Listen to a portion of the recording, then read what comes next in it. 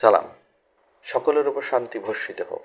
যে ধর্মের কিতাবে ৮০ বছরের গুনাহ মাফের দোয়া পাওয়া যায়, কালো পাথর চুমা দিলে নিষ্পাপ হওয়া যায়, যে ধর্মের টাকনুর উপর কাপড় পরলে দুজকের আগুন নিভানো যায়, নবীর নামে দুরুদ, নামাজ পড়লে, এমনকি মুসলমান হলেই বা নবীর সুপারিশেই জান্নাতে যাওয়া যায়, সেই ধর্মের মানুষ কেন আল্লাহর দেখানো ঈমান এবং সৎকর্ম করবে? আল্লাহ বললেন, হে মানুষ, তোমার রব পর্যন্ত পৌঁছাতে অবশ্যই তোমাকে কঠোর পরিশ্রম করতে হবে, অতঃপর তুমি তার সাক্ষাৎ পাবে। সূরা ইনসিকাফ আয়াত ৬। একজন হাফেজ ১৪ জন জাহান্নামীকে সুপারিশ করে জান্নাতে নেবে।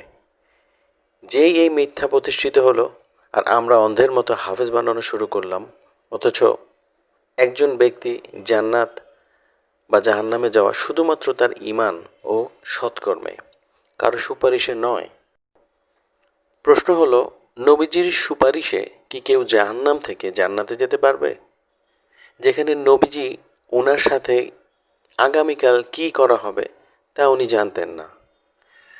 উনি নিজে স্বয়ং আল্লাহর শাস্তির ভয় করতেন। আসুন দেখে নেওয়া যাক হাদিস ও কোরআনে কি বলা আছে। সহিহ বুখারী ৬৫৬৬।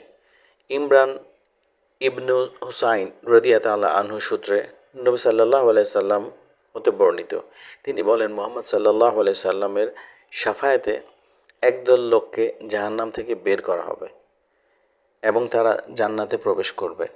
তাদেরকে জাহান্নামী বলেই সম্বোধন করা হবে। আধুনিক প্রকাশনী ৬১১২, ইসলামিক ফাউন্ডেশন ৬১২০।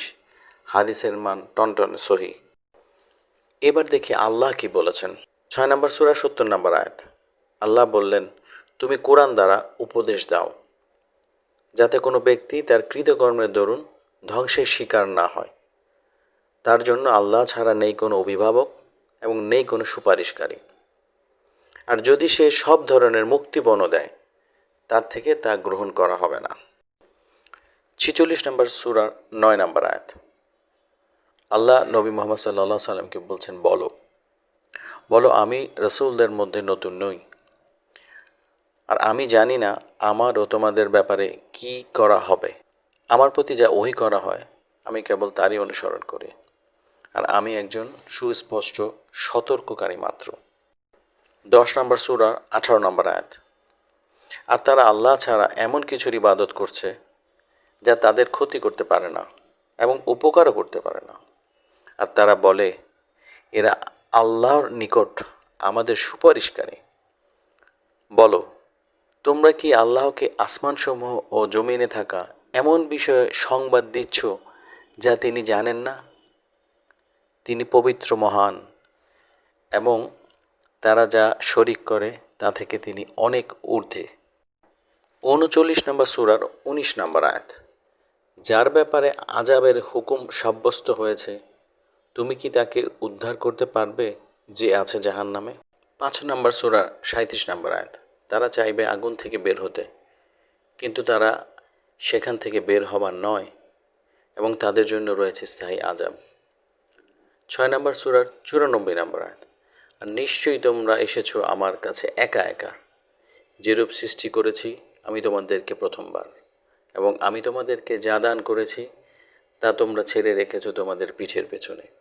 আর আমি তোমাদের সাথে তোমাদের সুপারিশকারীদের দেখছি না, যাদের তোমরা মনে করেছো যে নিশ্চয়ই তারা তোমাদের মধ্যে আল্লাহর অংশীদার।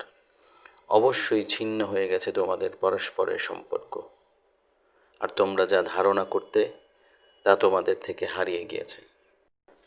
৩ নম্বর সূরা ২৪ নম্বর আয়াত। এর কারণ হলো, তারা বলে, গুটি কয়েকদিন ছাড়া আগুন আমাদেরকে কখনো স্পর্শই করবে না। আর তারা যা মিথ্যা রচনা করত তা তাদেরকে তাদের দ্বীনের ব্যাপারে প্রতারিত করেছে।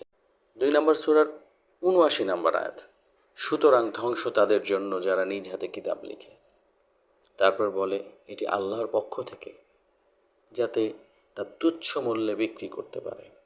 সুতরাং তাদের হাত যা লিখেছে তার পরিণাম তাদের জন্য ধ্বংস, আর তারা যা উপার্জন করেছে তার কারণেও তাদের জন্য ধ্বংস।